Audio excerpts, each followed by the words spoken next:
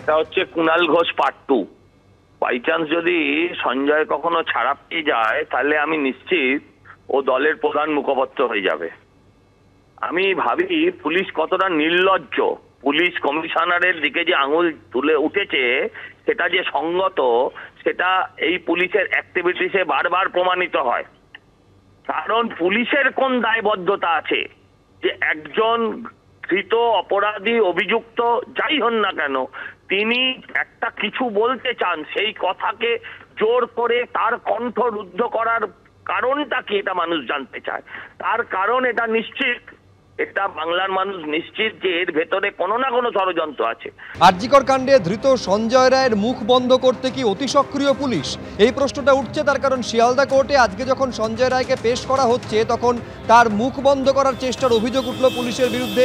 তারস্বরে বাজানো হলো গাড়ির হর্ন, এমনকি প্রিজন ভ্যানের ছাদ বাজাতে দেখা গেল পুলিশকে। এই ছবি আপনারা দেখতে পাচ্ছেন যখন পেশ করা হচ্ছে, কোর্টের ভেতরে যখন নিয়ে যাওয়া হচ্ছে, পুলিশ কিভাবে প্রিজন ভ্যানের গাড়ির ছাদ বাজাচ্ছে। ছবিটা দেখুন একবার।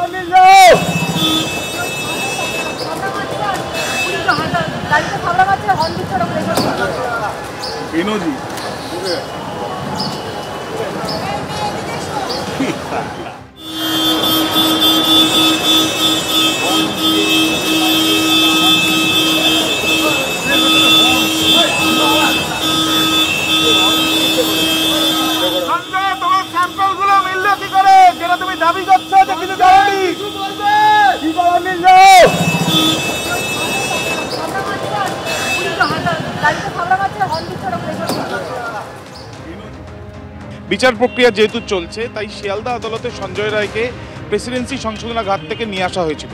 প্রেসিডেন্সি সংশোধনাগার থেকে নিয়ে আসার সময় দেখা যায় যেখানে আমরা দাঁড়িয়ে আছি এই যে ভ্যানটি রয়েছে, এই যে কালো রঙের যে ভ্যান, সেই ভ্যানটি এবং সামনে আমার ক্যামেরা পার্সনকে বলছি দেখানোর জন্য, সামনে এই যে গাড়ি, সেই গাড়িতে করে সঞ্জয় রায়কে নিয়ে আসা হয়, যেটা এখনো পর্যন্ত এখানে রাখা হয়েছে।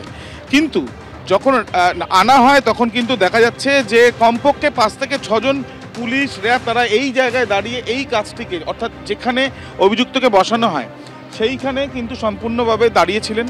এবং তার সঙ্গে সঙ্গে তাকে যখন কোর্ট লকআপের দিকে নিয়ে যাওয়া হচ্ছে ঠিক সেই সময় এই গাড়িরই ওপরের যে অংশ সেই জায়গা থেকে একেবারে বাজাতে শুরু করেন পুলিশের কর্মীরা এবং তার সঙ্গে সঙ্গে হর্ন বাজানো শুরু করা হয়।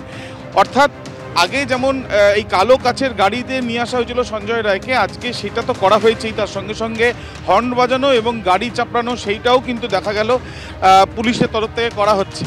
এবং যখন কোর্ট লকআপের দিকে নিয়ে যাওয়া হচ্ছে সঞ্জয় রায়কে, যাতে কোনো অবস্থায় সঞ্জয় রায় কোনো মুখ না খুলতে পারেন, সেই জন্যই কি এই ব্যবস্থা, এই একটা প্রশ্ন কিন্তু থাকছে। এবং তার সঙ্গে সঙ্গে আমরা দেখলাম যে আজকে ঠিক সঞ্জয় রায়কে নিয়ে আসা হবে, বিচার প্রক্রিয়া চলছে বলেই প্রচুর পুলিশও এখানে মোতায়েন আগে থেকে ছিলেন। আর এখানেই অনেকে প্রশ্ন তুলছেন যে পুলিশের শীর্ষ কর্তাদের একাংশের বিরুদ্ধে মুখ খোলার জন্যই কি এই অতি সক্রিয়তা পুলিশের তরফে দেখা যাচ্ছে। যেদিন বিচার প্রক্রিয়া শুরু হলো শিয়ালদা কোর্টে, সেদিন যখন কোর্ট থেকে বের করে নিয়ে আসা হচ্ছে প্রিজন ভ্যানে সঞ্জয় রায়কে, সেদিন কি বলেছিল সঞ্জয় দেখুন। আমি নাম বলে দিচ্ছি, যিনি আছেন ডিসি স্পেশাল, ওনারা নিজেরা আমাকে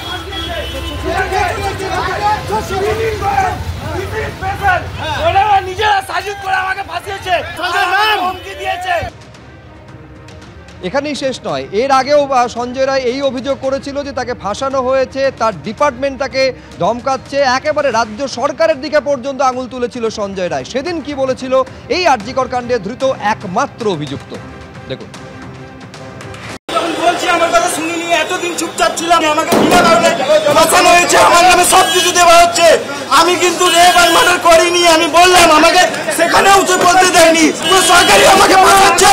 আমি এতদিন চুপ ছিলাম, আমাকে সব জায়গায় ভয় দেখাচ্ছে যে না তুমি কিছু বলবে না, তুমি কিছু বলবে না। আমার এই ডিপার্টমেন্ট আমাকে ভয় দেখিয়ে আমাকে এই করেছে, আমি কিন্তু পুরোপুরি নির্দোষ, আমাকে ফাঁসানো হয়েছে।